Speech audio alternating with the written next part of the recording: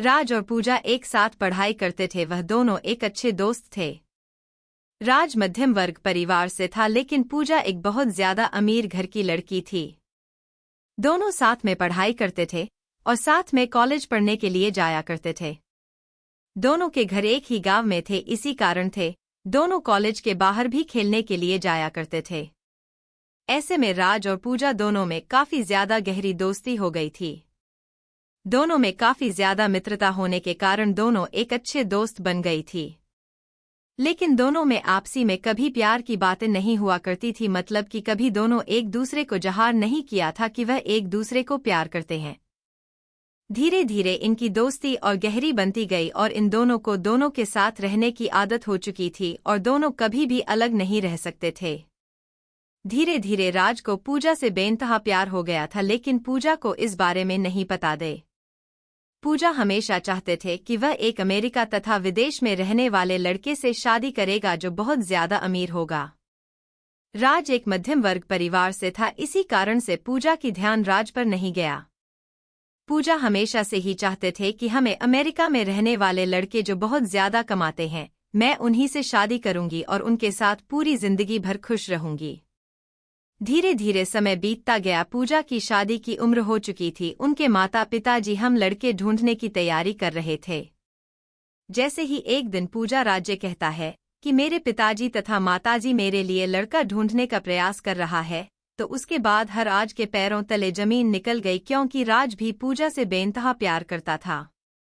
लेकिन राज पूजा के मन के बात को जानता था चित्र से कि हुआ क्या चाहती है, और पूजा तो हमेशा से ही अमीर लड़के से शादी करने के लिए चाह रहे थे। ऐसे में अगर राज अभी तो पूजा से शादी नहीं हो सकती थी, इस कारण से हुआ चुप ही रहा और जो हो रहा है उसे होने दिया। धीरे धीरे जैसे ही उनके माता पिताजी ही लड़का ढूंढने का प्रयास करने लगा था, वैसे ही एक अमेरिका से लड़का आया था शादी करने के लिए, जिसका नाम पीयूष था। बहुत ज्यादा अमीर घर का लड़का था। वह अमेरिका में जॉब करता था और उसकी महीने की कमाई तकरीबन $500 प्रति घंटा थी। जैसे जैसे शादी के बाद भी चलता गया, वैसे वैसे राज की जिंदगी खराब होने लगी थी। वह अपने आप में किसी भी चीज पर ध्यान नहीं देता था, साथ ही पढ़ाई लिखाई पर भी ध्यान नहीं दिया करता था। राज को पूजा के जाने का गम सताने लगा और वह चाहकर भी इस बात को नहीं बोल सकता था कि राज पूजा से शादी करेगा, क्योंकि राज के पास इतनी हैसियत नहीं थी। हैसियत के बारे में पूजा आपसे सोचा करते थे और राज को भी बताया करते थे कि वह किसी हमें लड़के से शादी करेंगे। धीरे बात फाइनल होने लगी थी शादी की। पूजा और राज के बारे में काफी लोगों की बहुत ज्यादा पता था कि यह दोनों हमेशा साथ में रहते, हो सकता है दोनों की शादी एक साथ हो। उसके बाद एक दिन पूजा राज कहती है कि मेरी तो शादी होने वाली है, क्या तुम अपनी शादी नहीं करोगे? पूजा कहता है कि मेरा अभी शादी करने का मन नहीं है, पहले तुम कर लो, उसके बाद मेरा मन होगा तो मैं बाद में शादी कर लूंगा। वह दिन दूर नहीं था जब पूजा की शादी नजदीक आ रही थी। जैसे जैसे पूजा की शादी नहीं दिखा रही थी, वैसे वैसे राज का जीना मुश्किल होने लगा था। वह अपनी लव स्टोरी इन हिंदी के बारे में किसी से कुछ नहीं कहता था और लोगों को भी यह पता नहीं, कुछ भी नहीं चल रहा था कि राज पूजा से प्यार करता है। जैसे जैसे पूजा की शादी नजदीक आ रही थी, वैसे वैसे राज की जिंदगी में बेचा ही नहीं हो बेदर्द जिंदगी शुरू होने वाली है हो रही थी। जैसा कि आप सभी लोग रुलाने वाली लव स्टोरी को बहुत ज्यादा पसंद करते हैं, ठीक है, इस कहानी में भी है। इस कहानी में राज जब एक दिन दिखता है कि पूजा के घर में बहुत सारे आदमी आए होंगे और उसके घर में पीयूष, जिससे पूजा की शादी होने वाली थी, वह भी आया हुआ था। जितना देखते हैं राज सब कुछ समझ गया कि पूजा की शादी फिक्स होने वाली है और राज मन ही मन अपनी औकात पर पछतावा कर रहा था कि अगर मेरे भी औकात होती है ज्यादा पैसों की, ज्यादा अमेरिकी, तुम्हें भी पूजा जैसा नहीं कर सकता था। जैसे ही पूजा की शादी फिक्स हो गई थी, उस दिन रात में राज रात भर नहीं सोया था। वह रात भर अपने बिस्तर में रो रो कर अपने प्यार को याद कर रहा था। राज सोच रहा था कि मैंने प्यार में किया तो ऐसा प्यार किया कि नहीं उसे बता सकता हूँ और ना ही उससे शादी कर सकता हूँ। इसके बाद राज फिर सुबह उठकर है और पूजा के घर चला जाता है, क्योंकि पूजा में उसके घर आई थी राज को बुलाने के लिए।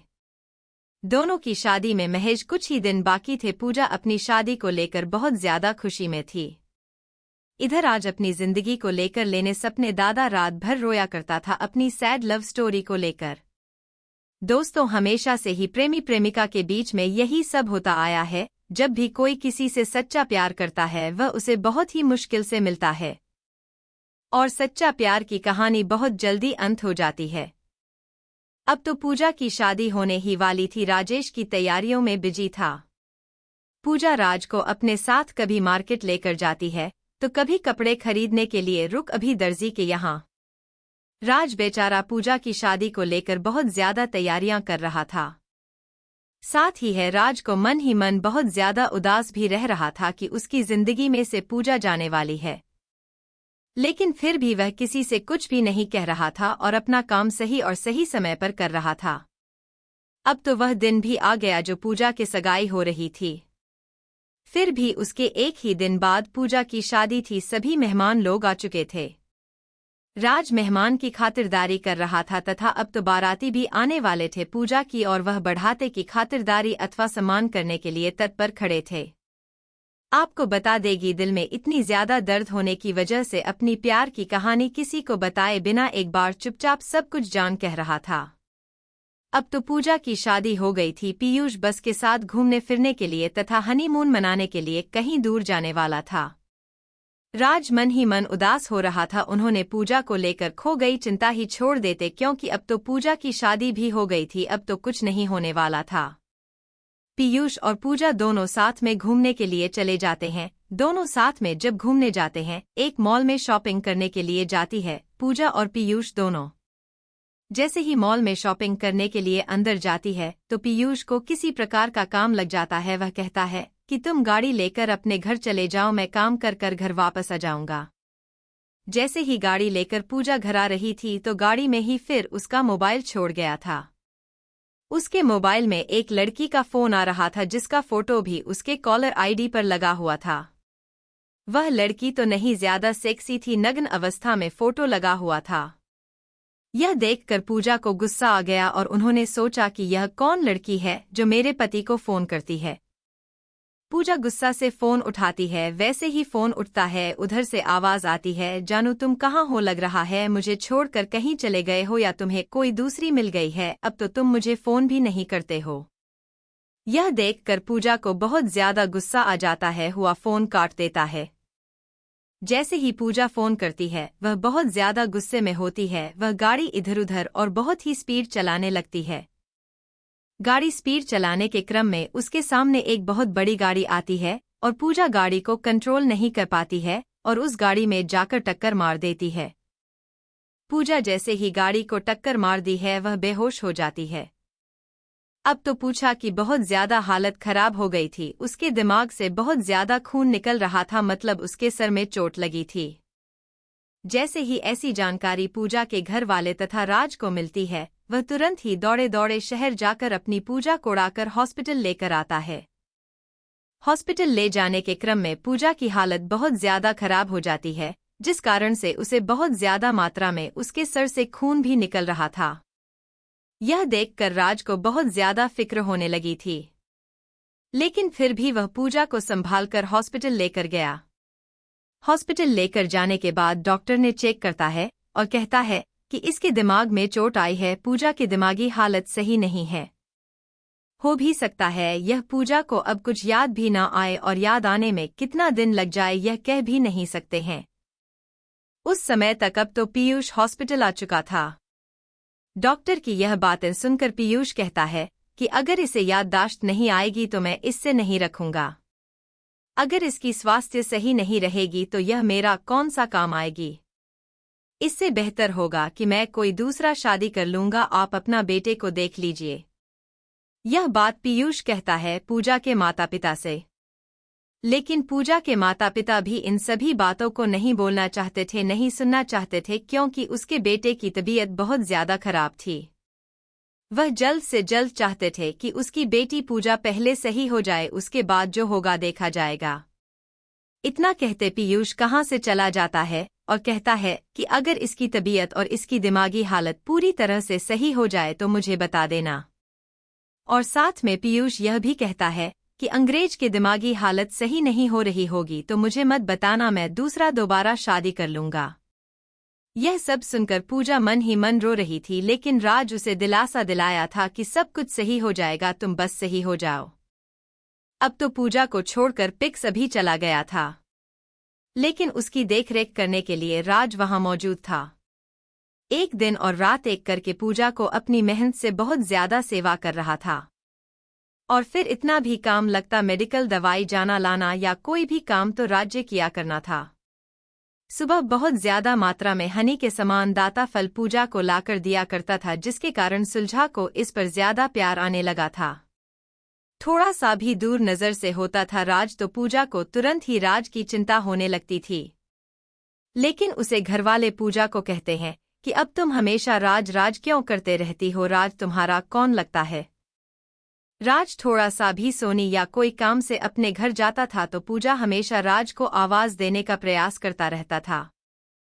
पूजा को जब भी किसी चीज की जरूरत पड़ती थी तो वह हमेशा से ही राज से मांगा तो करती थी।